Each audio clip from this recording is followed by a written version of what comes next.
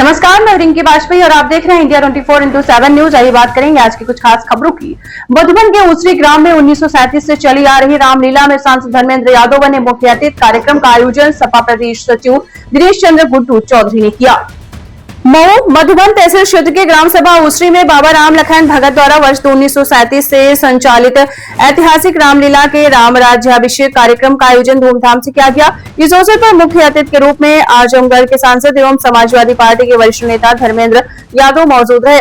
कार्यक्रम के संयोजक दिनेश चंद्र गुड्डू चौधरी, सचिव आपको बता दें प्रदेश सचिव समाजवादी पार्टी रहे। आयोजन समिति ने बताया है कि ये परंपरागत मेला तीसरी पीढ़ी से लगातार आयोजित किया जा रहा है और क्षेत्र की धार्मिक एवं सांस्कृतिक पहचान बन चुका है। इस अवसर पर सपा जिलाध्यक्ष दूधनाथ यादव, पूर्व विधायक अल्ताफ अंसारी, सपा नेता शंकर यादव, पूर्व जिलाध्यक्ष शैलेंद्र यादव, लीलावती कुशवाहा, रामायण यादव, चंद्रमणि यादव, अशोक यादव, नीरज यादव, कल्पनाथ यादव सहित बड़ी संख्या में पार्टी पदाधिकारी एवं स्थानीय ग्रामीण मौजूद रहे। कार्यक्रम के दौरान राम राज्याभिषेक की मनमोहक झांकी और धार्मिक प्रस्तुतियों ने उपस्थित जनसमूह को भाव विभोर कर दिया। आपका कैसा कार्यक्रम था, थोड़ा सा इसके बारे में? हम मऊ के साथियों ने बुलाया, इसलिए मऊ में आए हुए हैं। बसपा की रैली की गई थी और जिसको लेकर के मंच से ऐसे शब्द भी बोले गए समाजवादी पार्टी को लेकर के, कैसे देखते हैं आप कार्यक्रम को? देखिए, वो कार्यक्रम मैं समझता हूँ किसी के इशारे पर हुआ कार्यक्रम, और जिस तरीके से बहन जी के बयान आए हैं, तो आप समझ सकते हो कैसे बयान, किस प्रभाव और दबाव में उनके बयान है। वो अलग बात है, वो जो से चाहेंगे बयान देंगी, लेकिन पीडीए परिवार के लोग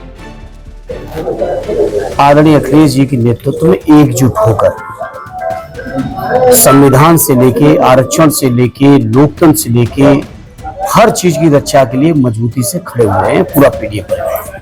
पीडीए को लेकर के भी उन्होंने कहा कि जब ये लोग सत्ता में थे तो इनको पीडीए याद नहीं आया, अब ये लोग पीडीए चला रहे हैं और पीड़ित परिवार का नाम। देखिए, अब वो कुछ भी कहें बढ़िए, हम उनका जवाब नहीं देना चाहते, लेकिन पीडीए परिवार के लोग समझ रहे हैं कि कौन लोग संविधान के लिए खतरा बने हुए हैं और कौन लोग उनके सहयोगी बने हुए हैं।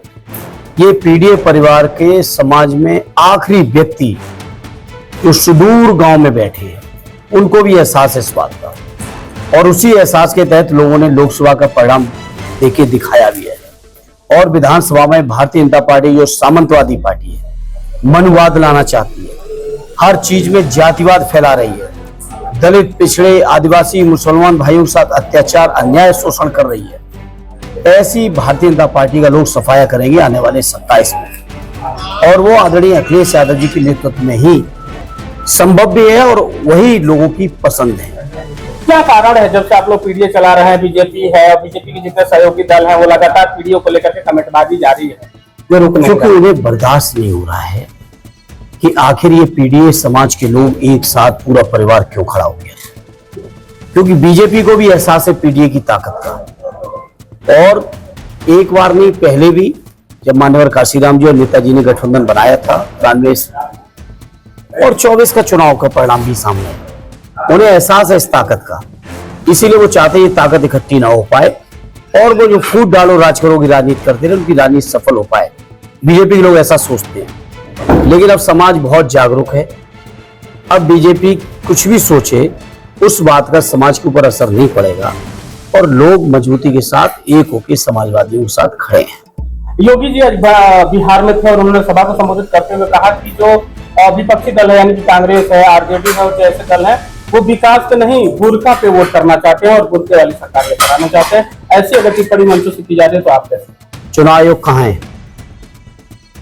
चुनाव आयोग को क्या इन चीजों का संज्ञान नहीं लेना चाहिए? क्या चुनाव आयोग केवल विपक्षी नेताओं को नोटिस देने के लिए बना है? क्या पत्रकार के तौर पर, पत्रकार की हैसियत से आपको नहीं लगता कि नोटिस करना चाहिए चुनाव आयोग को?